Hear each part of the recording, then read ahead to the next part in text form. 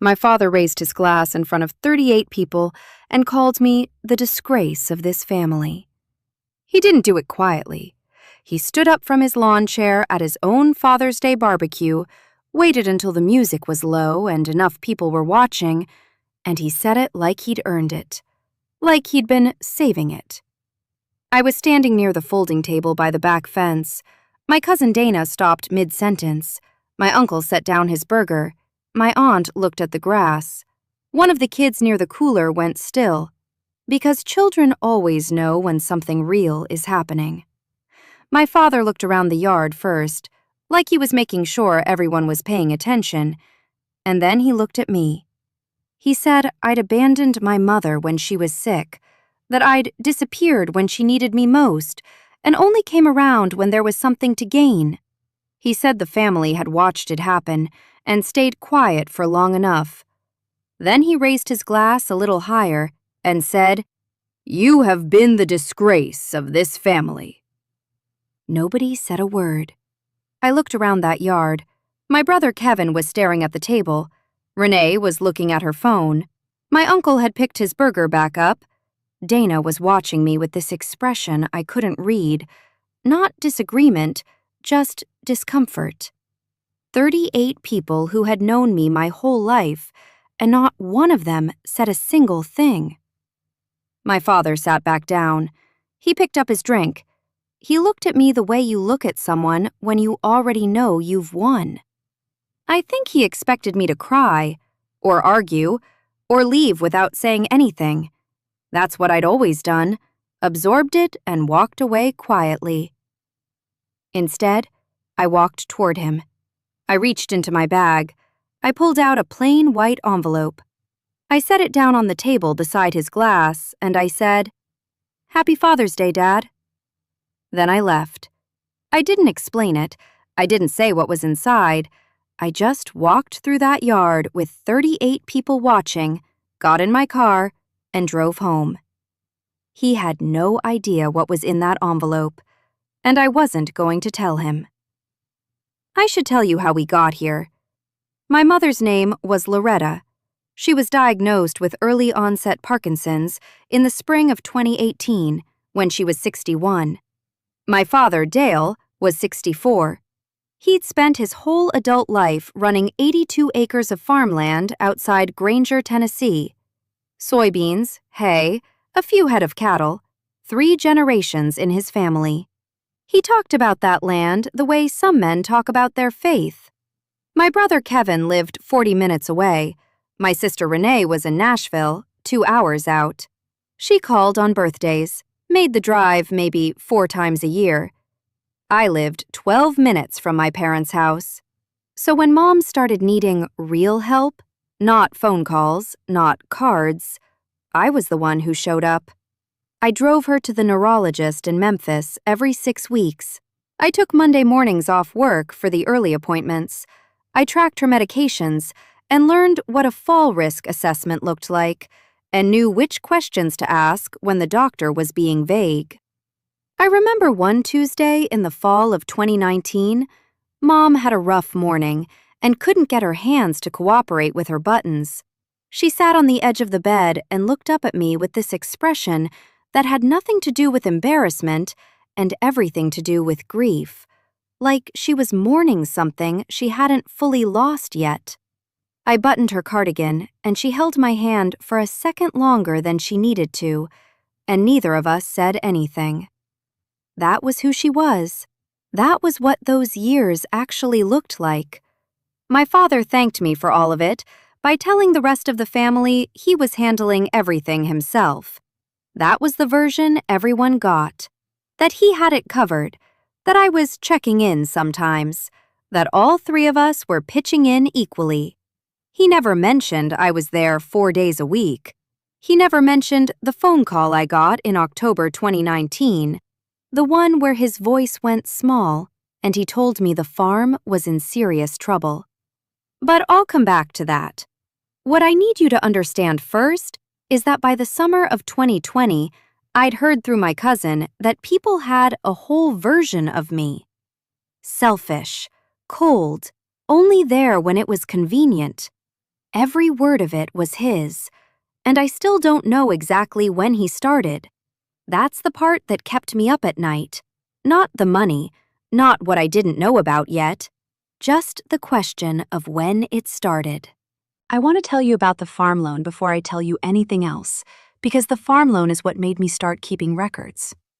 In October 2019, my father called me on a Tuesday night. His voice was different, smaller than I was used to from him. He said the operating loan on the farm had gotten away from him. The bank was looking at calling it if he couldn't demonstrate better cash position. He needed $46,000 to stabilize the account and get into a refinance that made sense. He didn't ask. He told me what he needed, and he waited. I had that money. 4 years of careful saving after my divorce. He knew it existed because I'd mentioned it once at Thanksgiving, offhand, and my father doesn't forget numbers. I transferred $46,000 to his farm account on October 14th, 2019. I have the wire confirmation. I saved it that same night. He said we'd sort out the paperwork when things settled down. They never settled down. He never brought it up again. I told myself it was a loan. I kept the transfer record in a folder and tried not to examine too closely what it meant that he hadn't offered anything in writing. I told myself I was helping my family. I was. That part was true. I just didn't understand yet how completely he intended to use my silence against me. In February 2021, my mother had a serious fall. Fractured hip. 11 days in the hospital, 6 weeks in rehab. The bills insurance didn't cover came to $18,400. My father said he didn't have it liquid right now with the farm. I paid it. I kept every receipt in a manila folder in my desk drawer. Mom came home in April. She needed more care than before. I hired a part-time aide 3 days a week, $1,400 a month. I covered that for 14 months. And through all of it, she was still her. That's what people don't understand about those last years. She was still Loretta. She still made jokes. She still asked about my life. On the days when her hands were steadier, she'd want to sit on the back porch and watch the tree line go dark. And we'd just sit there together, not saying much. She never stopped being present. She just needed more help getting there. She died on a Saturday morning in June 2022. I'd been there since the night before, sleeping in the chair beside her bed. My father was in the hallway. Kevin drove up that morning. Renee arrived about an hour after she was gone. By Sunday, my father was on the phone with Renee about next steps for the farm. I wasn't included. I heard about it from Kevin, who mentioned it like it was nothing, like I was a neighbor, not the person who'd written the checks. I didn't say anything then. I was still grieving. I was still the person who holds things together. That was the last time. For weeks after the funeral, I kept waiting for something to shift, for my father to say something, for Kevin to ask how I was doing, for anyone to acknowledge what those 3 years had actually looked like. Nobody did. The calls I got were about the farm, about estate logistics, about whether I was coming to Sunday dinner. I went to one Sunday dinner. My father sat at the head of the table and talked about the hay yield and the price of diesel, and acted like nothing had happened at all, like my mother had simply stepped out of the room. I drove home that night and sat in my kitchen with the refrigerator humming, and I thought, something is wrong here. Not grief wrong, something else, something I couldn't name yet. It wasn't until I spoke with the probate attorney that I understood what it was. She was the one who told me, not my family. My mother had updated her will in January 2021, a detail my father had never mentioned to me once. Her original documents left the farmland jointly between all 3 of us. The updated version told a completely different story. And when I asked my father about it, all he said was that she'd wanted to simplify things. He said it like he'd barely been involved, like he'd just driven her somewhere and waited in the car. He hadn't waited in the car. I went home that night and pulled out my folder. I sat at my kitchen table with the refrigerator humming, and I looked at everything I had, every date, every amount, every confirmation. And I understood for the first time that I hadn't been careless. I'd been patient, and patience had cost me. The wire transfer confirmation, the hospital billing statements, 14 months of aide payment receipts. I laid it all out and added it up. $86,000. 3 years. Every cent documented. I stopped sitting with the grief of it somewhere around 2 in the morning. I started thinking about what was provable. I called an elder law attorney that week. I brought the folder. I didn't go in upset. I went in organized.